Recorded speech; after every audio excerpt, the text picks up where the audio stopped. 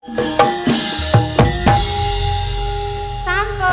matur sembah nuwun. Sami-sami matur sembah nuwun. Oh, ora sida njaluk sangu ya alhamdulillah. Lah dalah, sida ora piye? Ki apa iki? Heh? Engko koncone Mary. Nek do mari rasa. jaluk kabeh. Hah? Ora iki tenan iki lho, iki. Aku urung lingguh lho. Iza. Piye sida apa ora Mas? Sido. Sida. Sido. Ayo, endi Sido. Mas? Ayo Mas, endi Mas? Ya, medeni ya. Ya, terima kasih. Amplop tok. Jan, Mengamplop tok. Ora ya aku kira. Ora. Ana isine kuwi Makasih padha ya, kuwi. Mas. Sami-sami. Jan. Niki wae enten melih lho niki. Ada tambahan lagi. Ora maksudnya iki. wis ya. Wis. Kok le sugeng dalu le niki Pak D request manikmu sik nyekar Mbak Agnesia. Tali asih 500 tak transfer rekening Mbak Agnesia digarap seragenan le sampai jumpa 1 November ultah PKWL klasik ketiga. Nggih, siap saking Pak D Putra Dikari Gino Baladewa niki. Nggih. Pemanikmu itu tadi, Mas. Nggih, memanikmu niki Yang sik nyanyi Mbak Agnes. Mbak Agnes yang nggih. nyekar. Yang mana dulu niki? Sak menika memanikmu sisan wae. Oh nggih. Monggo Mbak Agnes. Mbak Agnes. Nggih, niku.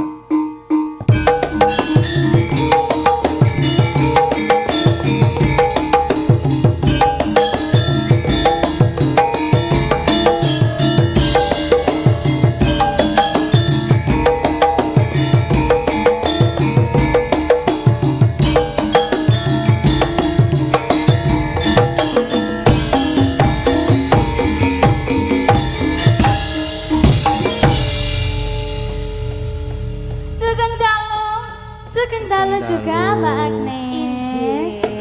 Menika wonten pamundutan saking Pak Putra Dikari menika wau nyuwun memanikmu nggih Mas Kanjeng. Ngono manikmu. Kaya MC ngono lho Mbak, sampeyan iki lek ngomong. Lah iya. Langsung dipun pinangkani. Langsung mau dipun pinangkani. Pemani. Memanikmu. Langsung kemawon nggih. Wih, nek langsung ke kepiye to? Mawi bawa. Ya ngagem bawa, pakai bawa no. Kang dawa napa cendak? Yang pendek, nggih. Tak tunggu seliramu rawuh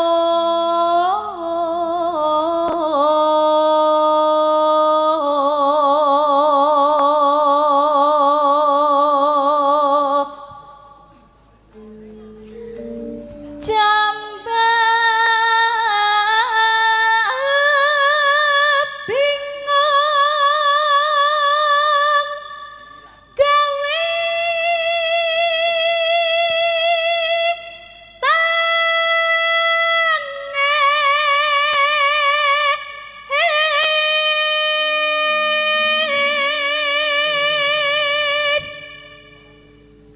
tangis kang kebak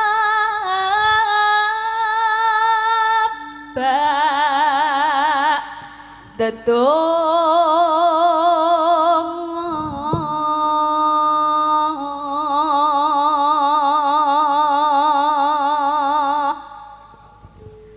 mong sliramu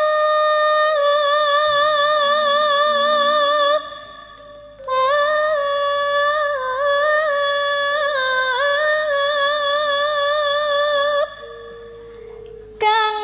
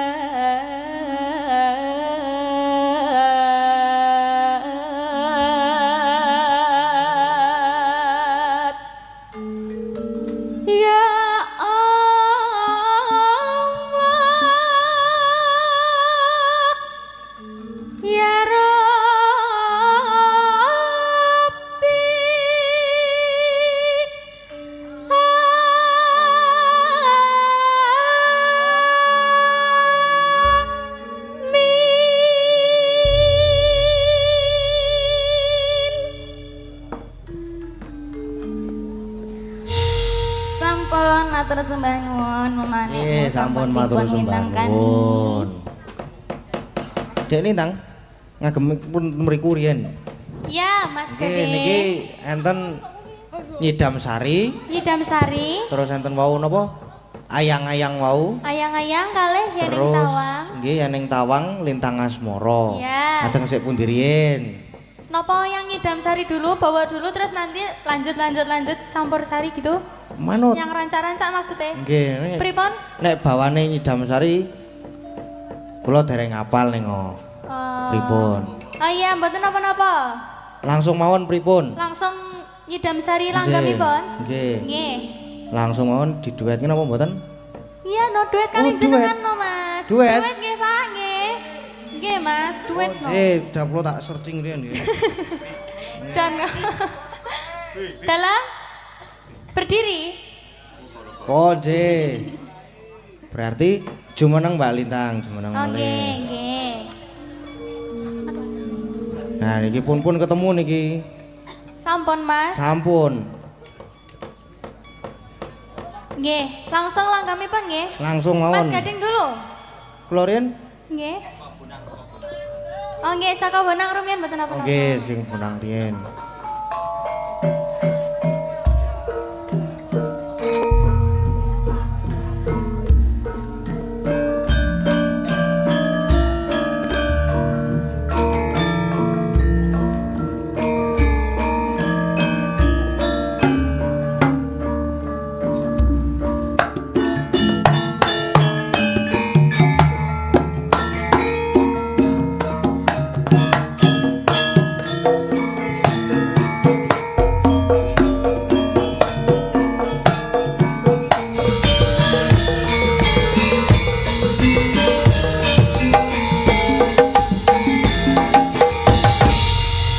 Wah nek iki romone buanter tenan iki. Buanter tenan, Mas. Ora nututi aku.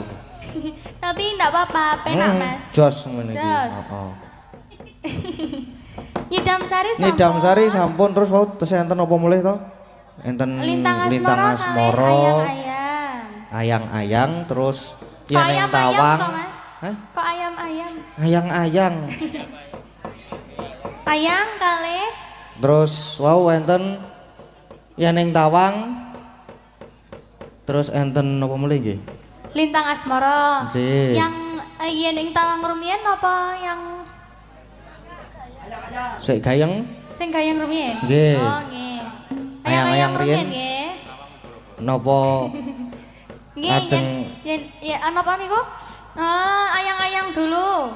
nggih ayang-ayang riyen mboten napa-napa nderek. Nggih. Berarti ayang-ayang riyen iki. Iya, Mas Gading. Oke, siap. Yuk ayang-ayang yuk.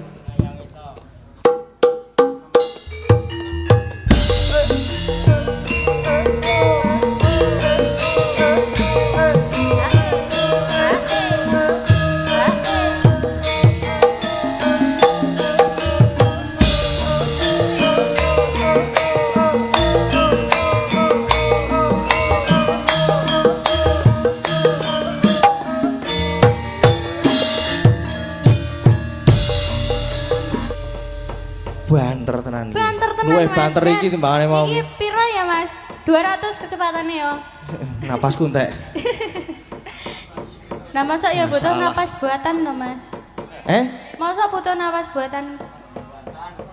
Napas buatan ki kaya ngopo to? Iya, pakai oksigen. Ah iya nganggo oksigen. Terus lanjut mulai napa mboten? Lanjut no ya. Terakhir ini Enten apa mulai to mau? Terus Oh. enten Yeneng Tawang. Wong mengki gara-gara mawon niku. Terus enten Lintang Asmara. Lintang Asmara. Lintang Asmara ku kudu ana kancane. Oh, Nggih to?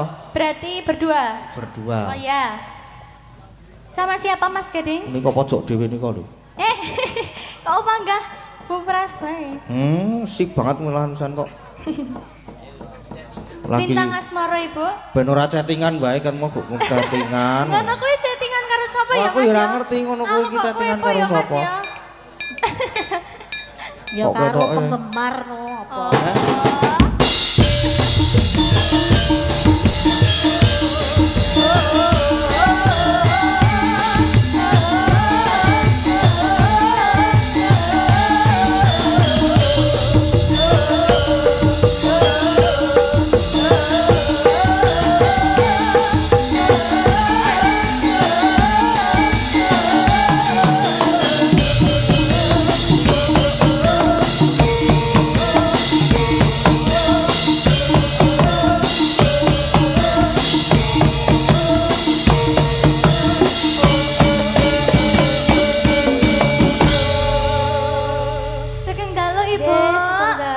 Mbak Lintang. Ampun Ibu, Dek. Lan apa? Mbah. Mbah. Mbah. Saking Ojo, dalu. ojo Mbak gak Pripun? ketok tuwa. Kan Pancen kita, kula gak kuangan kali jenengan Ibu. kita seperti anak kembar. Nggih, tapi Kembar saking pundi to? jenengan Bu? sing apik, aku sing bosok. Alah nggih boten to, Bu. Oh, ya ning ya mesti do milih aku lho Nok daripada kowe. Nggih. Heeh, tak Panjenengan tekonane. sik Milih sinten nggih? kinyis-kinyis ngene lho. Milih kula napa Mbak Lintang? Oh ya bener berarti. Bener jenengan. Ibu. Nek Ya milih bener, aku oh. kleru nggih. Nggih, sehat nggih pun jenengan nggih. Alhamdulillah, Alhamdulillah, sen seger waras Nggih. nggih jenengan tasik semangat. Panjenengan ya soalnya pinten Ibu? Kula Nggih. 17. Wah, Ramadan 17. wis apa? Heeh. Saya 17 to. Oh 17. Wah lah. Ibu. Pundule saka swidak. Oh, nggih. Ya wis tuwa Nok ora apa-apa sing penting. Alhamdulillah tasik. Alhamdulillah Nggih, tasik sehat. sehat awet timur jenengan. Nggih, sing penting isih kemayu. Ah, Jan, oh. kemayu saestu jenengan lho, Bu. Kemayu, ah sing didol ning le kemayu no. Arep adol apa nek kaya mbokmu. Eh, Nggih, monggo. Apa ki Mas Gading? Lintang Asmara. bintang asmara Ibu. iya. Nggih. Lintang Asmara ki duet karo Mas Gading lho. Ki. Lah nggih. Nggih, Mangke monggo, Mas. jenengan nggih nderek duwe. Heeh, no kudu no. Ning Iya, iya, tengah-tengah ya Mas Lah, ya. nggih. Nah, cocok Kudu. weh. Yo. Ning ya kuwi aja kepencut tenan karo aku. Lah. Ora Ning nek sak lagu wae.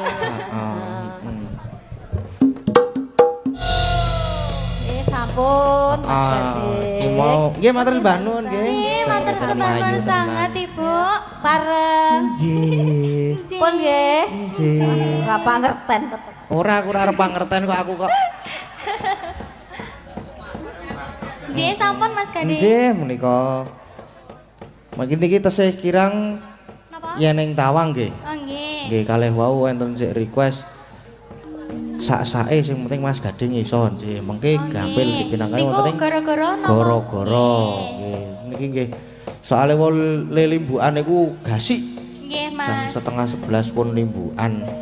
Iya. Kita terus niki mengke di apa jenenge pamunduran sing dereng dipinangkani diteruske ten gara-gara mle Dik Iya, Lintang. iya Mas Gading. Nggih, mengke soalé niki nggih lakone niku dawa banget niki tesian Nggih. sak dawa-dawane niki. Nggih, Mengke- semangat Mas Gading yang Nggih, ganteng. matur sembah nuwun. Terima kasih Dek Lintang. Heeh. Nak, piye, Pak? Aja digugu ya wis bengok-bengok kuwi rasa digugu. Ora. Iki gandeng ya lakone isih dawa tur ya apa jenenge mau le limbukan mau ya rada gasik. Iya. Dadi ya iki neruske lakon sik mengko pamundutan sing durung dipinangkani diteruske dipinangkani ning gro-gro. Ning goro-goro. Heeh ning gara-gara mengko dipinangkani meneh. Diteruske sing durung dipinangkani. Iya mak ngono. Ayo saiki gak adewe neruske lakon sik. Iya mak ayo tak derekke. Tansah marapa-moring sukma.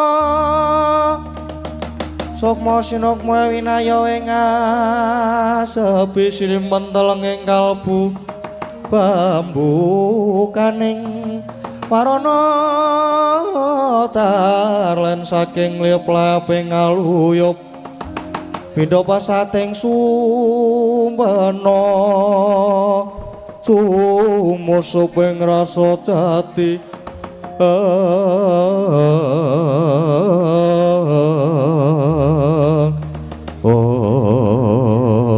sinegek semanten ketika capo ingkang wonten lenggahing arga kutha Runggu Raden Anoman Resi Mayangkara ngawit dhateng para kadang bae satemah sami gembira diasih.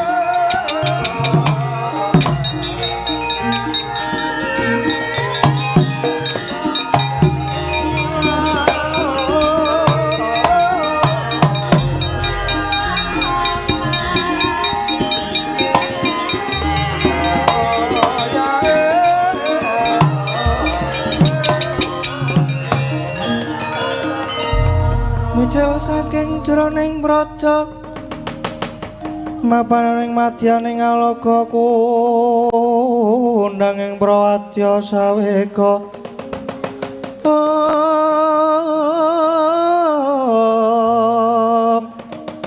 pasara tambur miyang suling pepandhen taludak miya pandira kakandha mawarna warna pindha cala diana seri kawuryan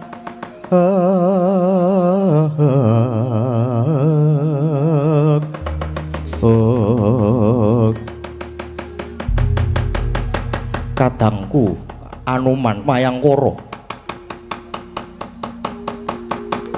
rene nggonku suwana ngersane Hyang Adi Panembahan Begawan Kesawa Sidi kepara rada adoh aku ya Begawan Maenaka bayuning gunung nungsum pawarta apa ingkang dadi dawuhe Sang Mahawiku aku situ bondo bayuning gajah uga nyadung dawuh nadyan aku bayuning naga uga cumadung dawuh aku Garuda Mahambira bayuning kukila nungsum pawarta aku ya sowan kepara jagat nanging kurang wijang enggal dawuhna Anuman kadangku bayu kabeh apa ingkang dadi krenteking ati awake dhewe kabeh wis tak aturke ana ngersane Sang Mahayogi ya Panembahan Begawan Kesawa Sidi ya kuwi nggone awake dhewe nyuwun supaya dituntun ana marganing kasampurnan nanging manut dawuhe pengendikane iki pancen durung titi wancine para kadang bayu minta swarga merga isih akeh jejiban ingkang kudu disangkul ning marcapada iki melu ngisas angkara murka buji candala mula kadang bayu padha sabar dhisik lah bener sing dadi pandugaku awake dhewe pancen durung wancine yen nyuwun disampurnake apa maneh iki kadang bayu kaya durung jangkep merga kadang bayu iku ana 7 iki ingkang durung manunggal ya kuwi Raden Werkudara bayuning Kusuma dadi pangrasaku kaya isih gontang ya bener kuwi isake jeciban ingkang kudu disangkul melu ngewangi Werkudara kudu melu ngewangi Werkudara bayuning Kusuma nggone memayu hayuning bawana ngreksa kayuananing jagat raya ya Anuman lah banjur piye sing dadi dawuhe Sang Mahawiku para kadang bayu malah iki mau Sang Mahawiku dawuh marang kadang bayu supaya mudhun ana lengkahe ngarga Kutha Runggu iki merga manut pengendikane Kutha Runggu kene bakal ketekan dayoh nanging dayoh iki mung bakal mbebudhek banyu bening para kadang bayu wis keparingan purba asisa supaya mbalekake utawa nrenggalani lan saka pandugaku tamu iki mesti ora mung ijen nanging nganti wadyabala gelar sepapan yen pancen mengkono prayogane ayo dipethuke wis ora sah kesuwen ayo enggal dipethuke sekirane gawe geger diadepi bareng-bareng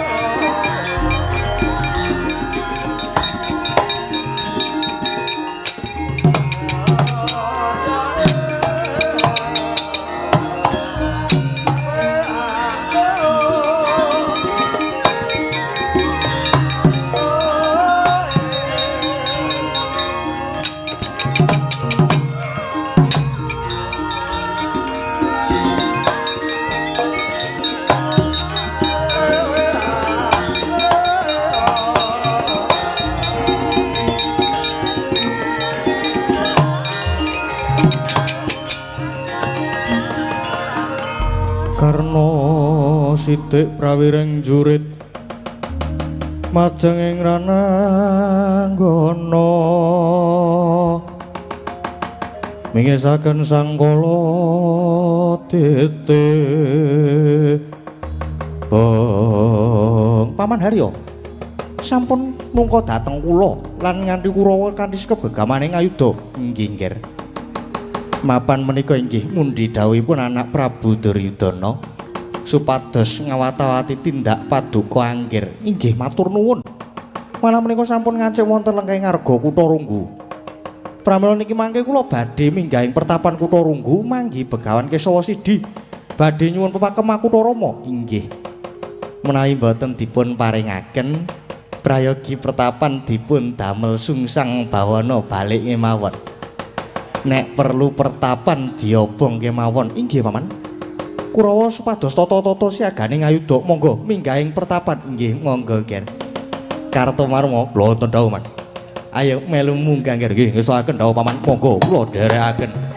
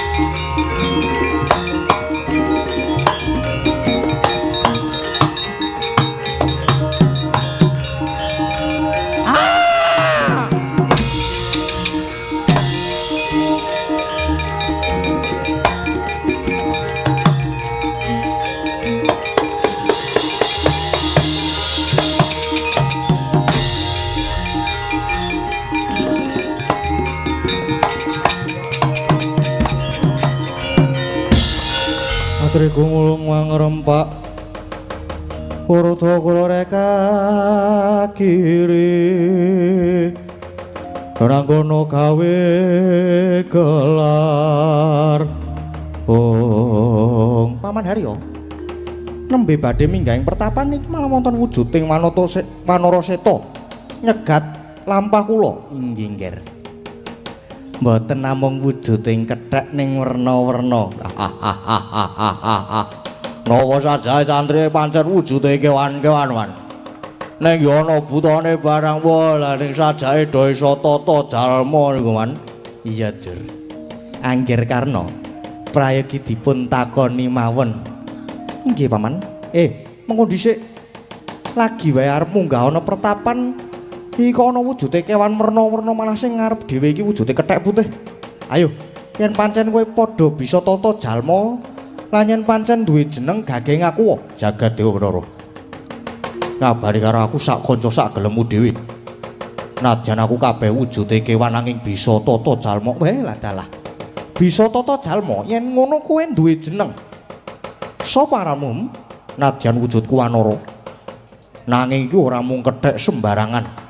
Takon marang aku Raden Senggana Anoman. Aku Dedya Jajalureka, aku Gajah Situbanda. Lan sing mabur kae mau Garuda Mahambira. Nite saka agemanmu cara nalindra ratu ngendi sapa jejulukanmu? Ditepungke wae. Aku nata ing ngawangga Prabu Karna Basusena.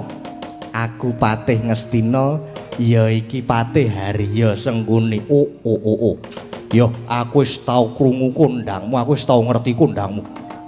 Ana parigawe apa dene padha tumeka ning arga Kutha Runggu kene? Anoman. Jaring pertapan Kutha Runggu kene bakal mudune wahyu Pakeman Kutha Rama. Ingkang saiki diasta dening Begawan Kesawa Sidi. Lan mbok menawa kowe ingkang dadi cantrike dasar Keparanyata. Aku sak sedulur iki siswane Sang Mahayogi. Lah yen ngono, ayo kowe saiki sumingira. Aku bakal sak pejagong lawan Begawan Kesawa Sidi nyuwun wahyu Makutha Rama kuwi. Narpati Basukarna, piye? Aja gumampang. Merga pepakem Makutha Rama kuwi ora sadengah diwedharake. Mongko tekadmu ing kene nganti wadyabala gelar sepapan, tegese kowe mung arep bebutek banyu bening. Apa meneh nganti Kurawa, mongko Kurawa ki wis kondang ambek angkara murka. Mula kowe bali yo wae lah dalah. Gampange kowe ngalang-alangi Paman Harya. Kurawa mang dawuh nyingkirke kewan-kewan iki. Inggih, nggih. Kurawa ayo do nyambut kae iki sing mangsulan kok meng wong siji ya. Kurawa. Ayo do nyambut gawe lenggaske coklo kendarate niku. Wah iki gawean meneh.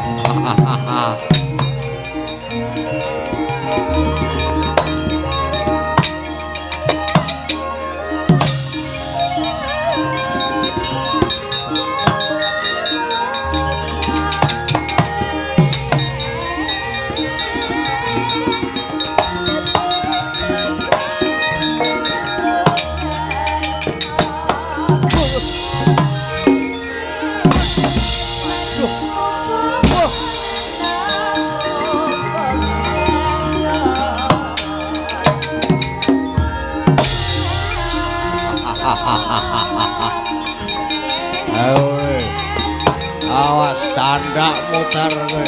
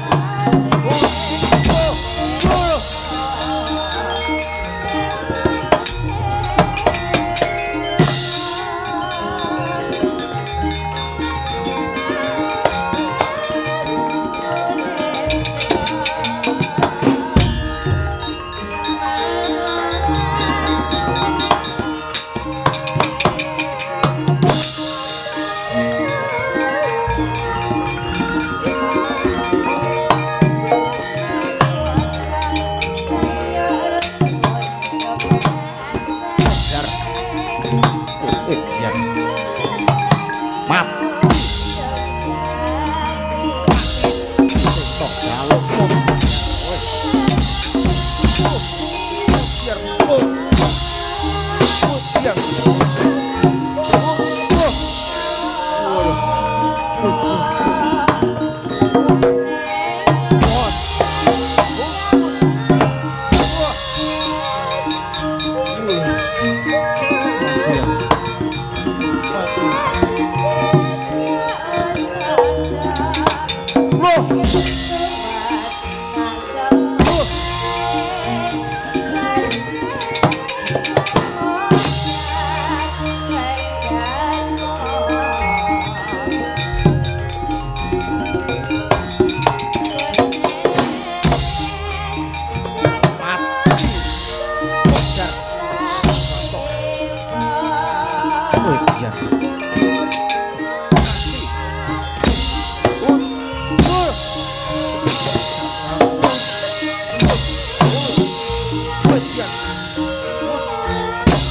Pecah sirahmu.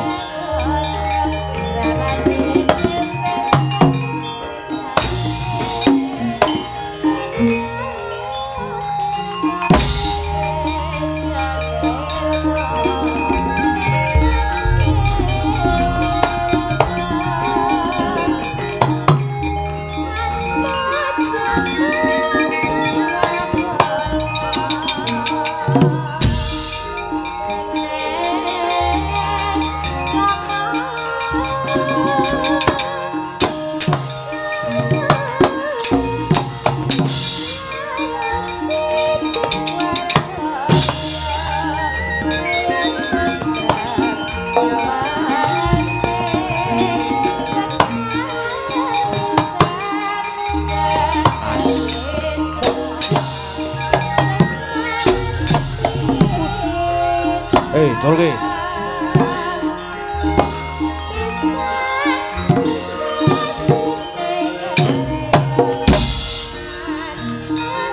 Ayo, atu godo.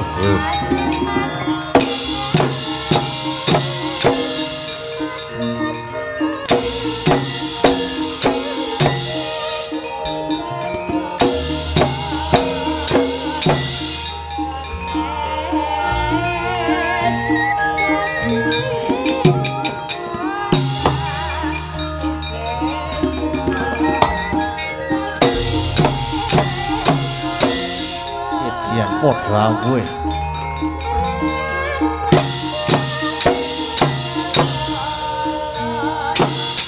Waduh.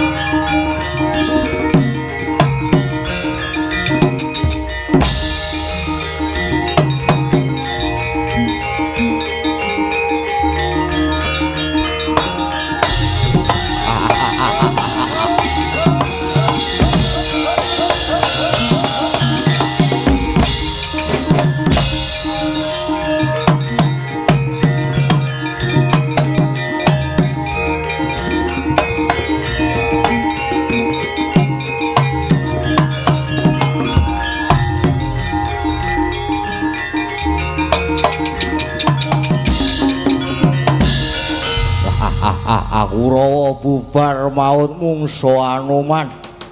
Ayo aku ya golek mungsu sing imbang. Kowe buta Jajal Raka ya? Ya aku Ditya Jajal Raka. Kowe sapa? Aku Raden Dursasana. Ayo mungsu karo aku ana sirah buta tak nggo gatheng. Maju tak rimah-rimah untal malang.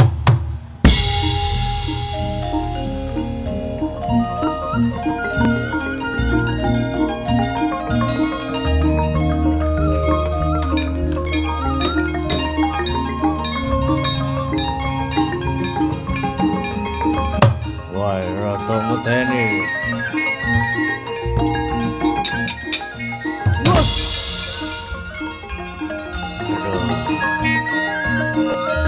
Ya.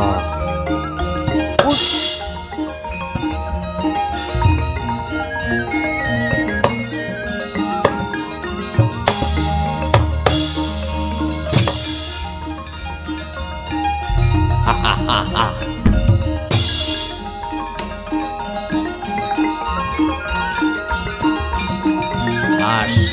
Wuh. Wuh.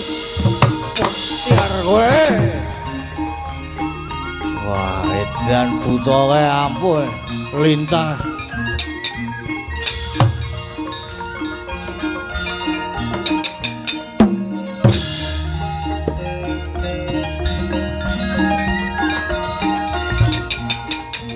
Wuh.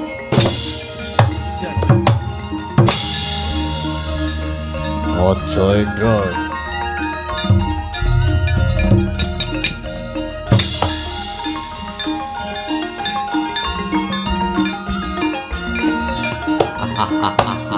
Waduh, Teni.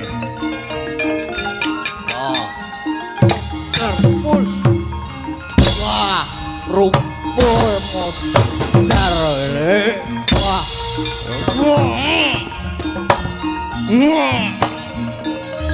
Waduh.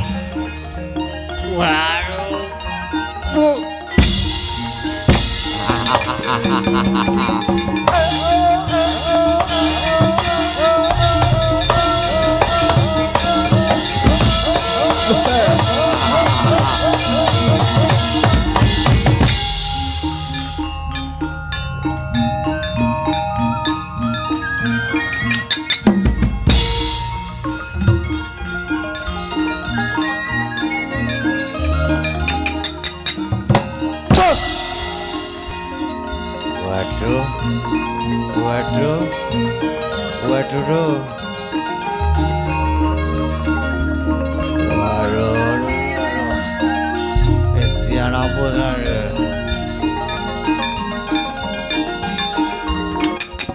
Waduh, wah,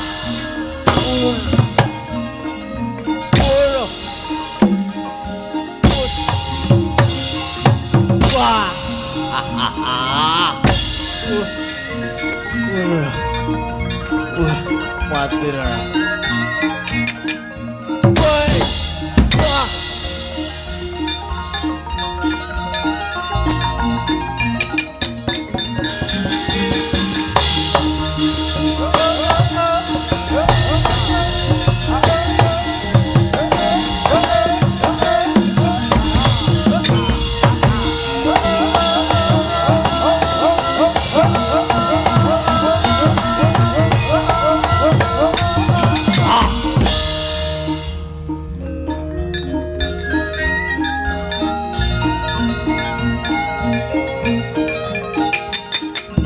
Wah.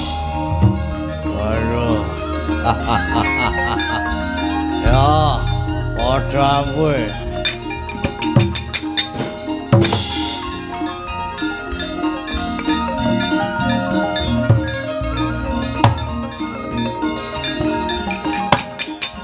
Wah.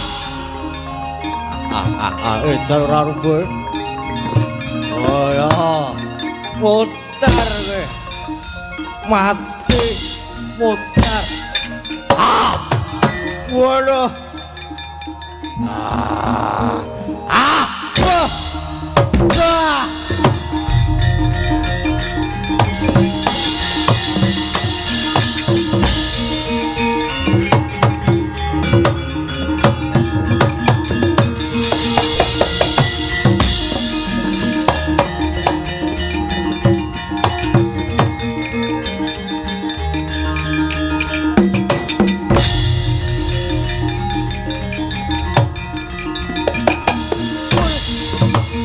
Ya.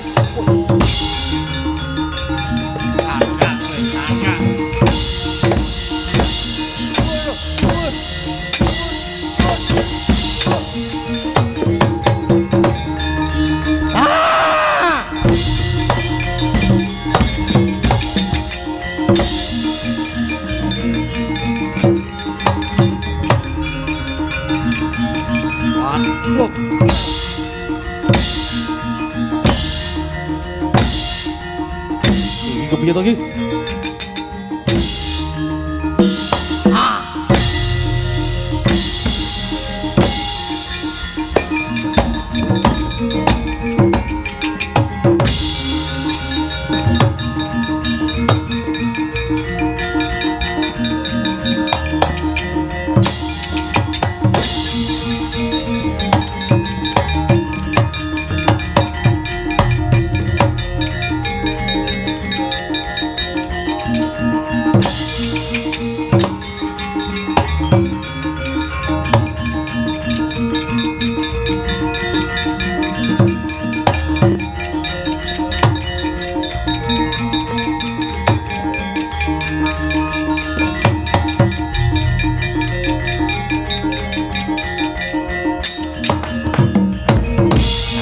Pripun niki nggih?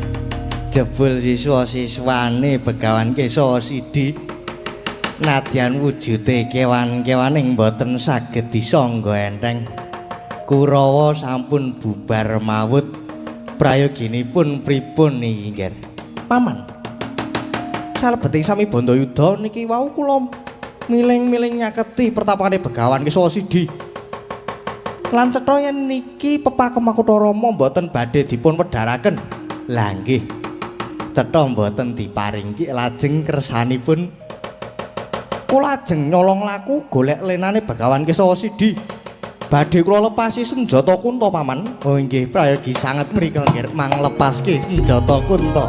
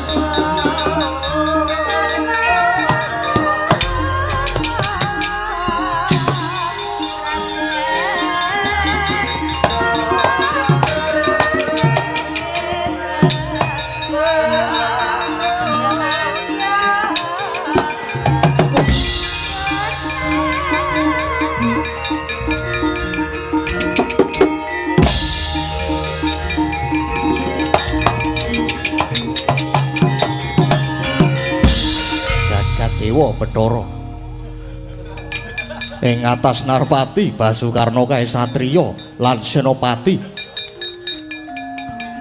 nanging laku culika nglepaske gegaman mongko sing dituju sesembahanku Begawan Kesa Sidi yen ngono tak saute pusakane Karna kae.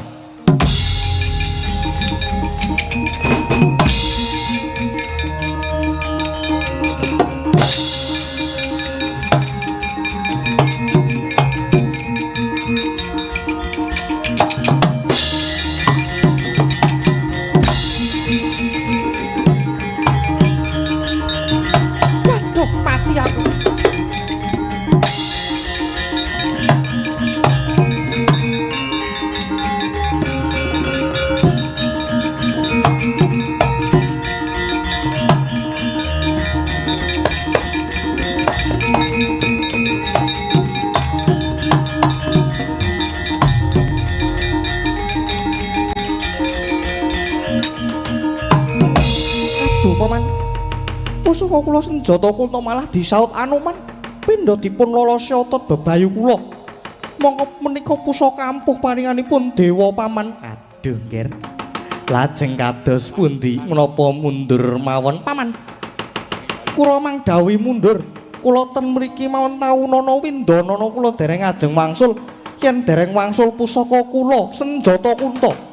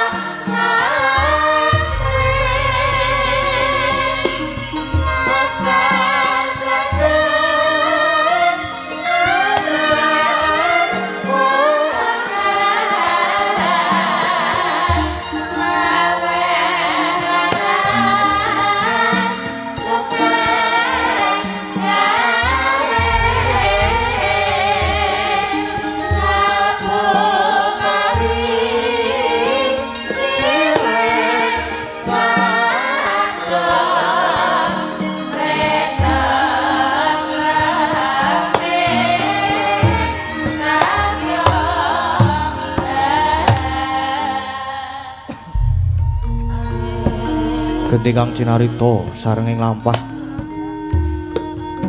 ing sawetaning negari sing glawura wonten asramaning pendhita winastan Pertapan Desana kinarya pertapane sak raja pandhita peparap Begawan Wibisana karana sutaning galih kaya wis rumaos sungkan dateng edan-edaning Marcapada labet kapegatan sing pepunden kang wis ngruwini nyuwarga ing guru loka Surya Pantara Ratri Astining galih parikedah sumusul dhateng kamuksaning Sang Prabu Ramawijaya kaya mangkono sigra amurwani kang pandulu sedyaning kayunarsa awegas hawa nafsu patang perkawis ingkang mapan ing angganing kocap dadak sekala ana cahya mijil saking jagating Dyan Wibisana nanging ilanging cahya dadi wujud sipat titahing Bathara kagiat kadurakasan Sang Begawan Wibisana dadi jugar semedine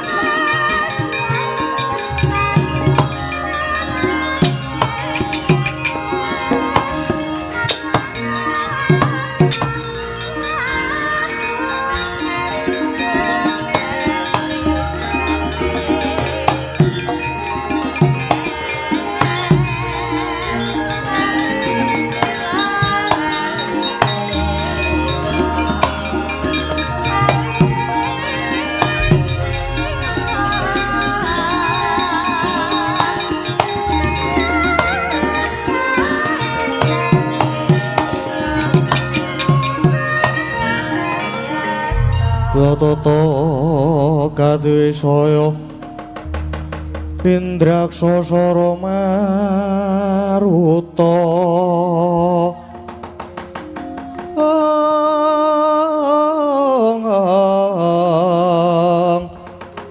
Bawana kono margana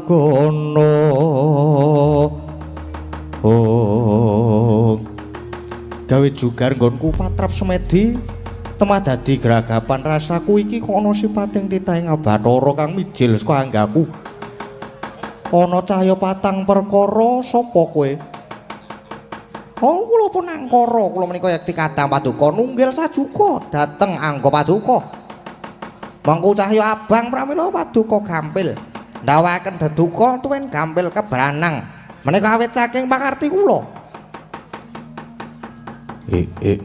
kula ugi kadang paduka nunggil sajuka ing angga paduka nami kula pun Ludra mangku cahya ireng pramila paduka gadah raos luwe kepengin dahar ngunjuk menika wakarti kula dalah kula inggih kadang paduka nunggil sajiwa nami kula Sukarda mangku cahya kuning ning boten enten buta werna kuning saentene nggih ngaten niki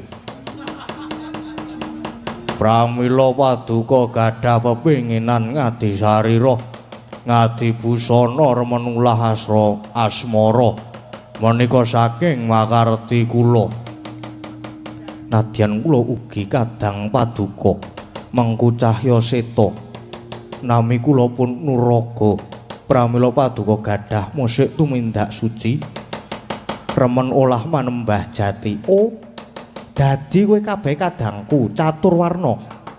Kula nun inggih dosang peremban. Wit brol mijil wonten ing Madyapada kula kadang menika sampun nunggil sajiwa kalian angga paduka. Nanging kenging menapa wekdal mangke paduka bengkas. Kenging menapa paduka tega dhateng kula. Kadangku catur warna. Ora teges aku tega marang kowe kabeh. Nanging pancen kalenggan iki kowe kabeh kudu oncat saka anggap. Krana aku bakal nggayuh sampurnaning urip. Mula aja nganti padha ngrendheting sedyaku kudu tak bengkas. Aduh, yen mekaten kula sedaya nyuwun dipun sampurnaken babar pisan peremban. Wih dalah. Yen aku kudu nyampurnake kowe kabeh, aku ora iso. Nanging ana dalan kang prayoga kanggo kowe kabeh. Mlaku wong ngetan bener. Mengko yen ketemu satriya bagus ngaku satriya Madukara kekasih Raden Arjuna ya Raden Janaka. Kowe kabeh padha njaluka sampurna. Lan tak lilani supaya manitis marang satriya iku. Oh inggih, matur sembah nuwun sanget. Yen ngaten sewang-sewangan nyuwun pamit penemban nyuwun pamit ingkang padha surti ati-ati.